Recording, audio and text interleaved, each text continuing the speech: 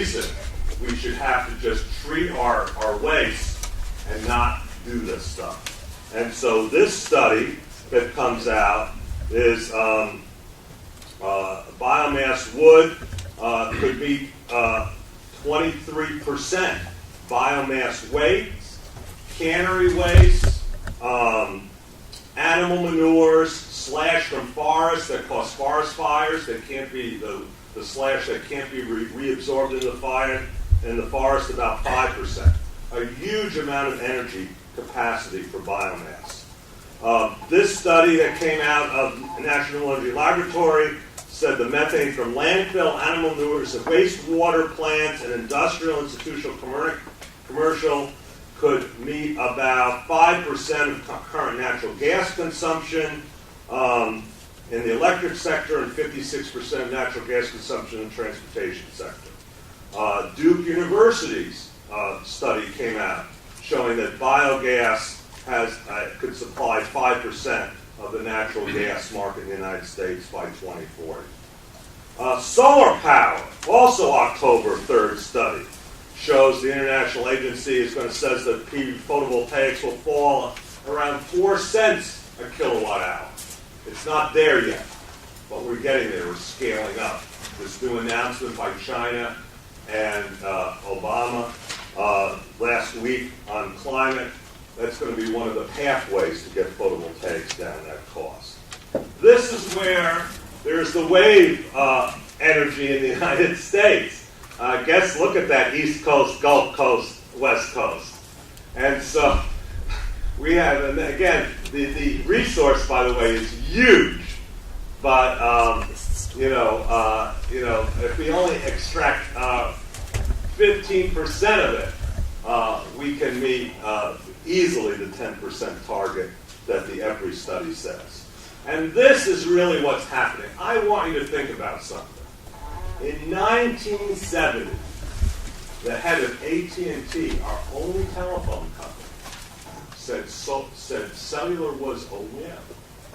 Who in a country with 99.9% quality service would spend 12 times more for a unit of communication? I've heard the same thing from the utility industry about these renewables. Yeah. Well, I'll tell you, everybody is willing to do that. And because you have convenience, you have safety, you have data, you have a lot of assets. So the power sector, which used to be central station power plants, on transmission lines, to substations, to distribute it out, that's the 1800s and 1900s way to work. In the 21st century, this is what's happening. And by the way, it's happening now. This is not a fantasy. This is happening all over the country, all over the world. Yes, you have some central station power plants, but you have a lot more distributed generation on the power lines. You're going to have storage. You're going to have local combined heat and power plants. You're going to have on-building energy, combined heat and power, solar, wind, all that. It's all going to be interspaced. It's all going to be much more resilient. It's going to be more cost effective. It's going to have a much lower water footprint, and it's going to have an amazingly less emissions footprint. That's the end game that we're moving to. Big nuclear power plants, big coal plants are the antithesis of that. It's like the big switchboards we used to see in buildings. It's nonsense. We want to go to that. We don't want to perpetuate this.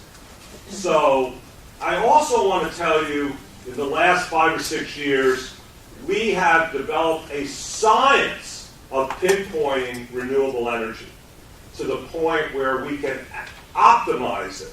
This is just from one company I use based in Seattle. By the way, 40 PhD hydrologists, oceanographers, and meteorologists with supercomputers. I can go anywhere on this earth and send them the latitude and longitude. And I will know the rainfall for water. I will know the solar insolation in all the seasons. I will know where the wind is at the hub height of the turbine. I had a project in Somalia in the middle of nowhere. I had to do a desalinization plant. I want to use solar, I want to use wind. The locals said there's no wind.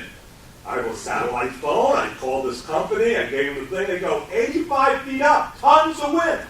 So I have the locals, we're putting up this wind turbine, they're thinking, this guy from the States is nuts. We're going to put this up and we're going to watch that thing. I have to tell you, in 2.5 years, it has never been down. Wow. We have the capability. I have other companies that could show you on the rooftop of the building. Here it is. Where I can Google map the building, do an entire year where the sunlight hits the top of the building, seasonally. I can see what also is on the building. There are things on top of the building. You can't put solar on top of skylights and satellite dishes and stuff like that. Vents. And I can find where the best sunlight is, and that's where I'll optimize the panels. Yeah. So I can get 15 to 18% more energy off the same roof by using these kinds of softwares, or off of a piece of land with solar, wind, and water. We are building that capability. By the way, the same can be done in geothermal, the same is being done in biomass. The point I'm leaving you with is we've developed these tools that we've never had before. So there are lots of fantasies. Oh, the land fantasy is the one on solar I hear. Navigant, in that 30 study I'm leaving, did a study that's showing you just using rooftops on buildings, parking lots around buildings, right? So dual-use property, we can meet 12% of U.S. electricity using photovoltaics. We got plenty of land. We have plenty of land. So I want to leave you with a story. And I wanted to say, I worked in the Senate for 9 years, in the 70s when all this was happening. That's how I got into it. And I got very close friends with John Glenn, Senator from Ohio, our first astronaut. And I'm doing a piece of legislation that I pushed that passed in the 70s, and I walk off the Senate floor a little cocky, and I see Glenn, I go, I can't believe a coal senator like you voted for this bill. I was just being a smart aleck, and I'm walking away, and Glenn walks up to me and turns me around, and he goes, you want to know why I voted for your bill? I go, yes, sir, I do. He said, well, when I was in space, I was, we were really like a monkey in a refrigerator. There's not a lot of room. You're really stuck in a very small space. And he said, so I spent a lot of time looking outside. And he said, most of it was black. And I said, I believe there's life on other planets, but they don't really look like us. And then I look at that.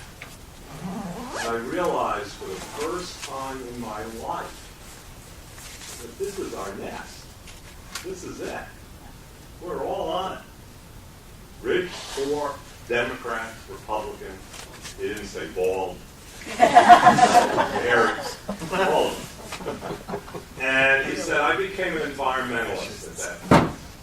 I came back to Earth very awed by it and very stark on the coldness of the rest of the universe. And he said, so yeah, I come from a coal state, but I'll vote on your solar. And I think in the point of our movements, anti-nuclear, clean energy, environment, water, that's the message we really have to get across. We share this planet together. It is a boat in a very rough sea. And if we do not understand that, then we make one set of decisions. When you do understand it, we make another. So I want to thank you for hearing me out today. Hope it wasn't too boring. I'm leaving my business cards. I answer all my emails. I will give you any study, any information. There are no dumb questions that you can do. Thank you very much.